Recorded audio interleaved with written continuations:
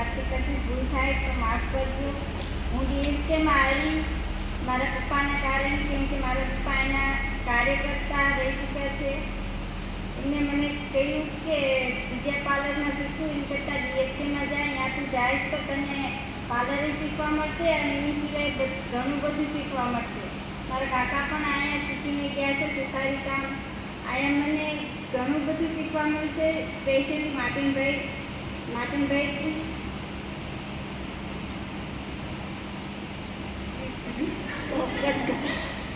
કે બ્રહ્માંડ વિશે અને ગર્ભાશય વિશે, પછી દેશની ઘણી એવી વાતો છે જે આપણને નથી ખબર પણ એમને વાંચીને આપણી સમક્ષ રજૂ કરે છે. અને એવી રીતે પણ ઘણું શીખવાડતા રહે છે અમને.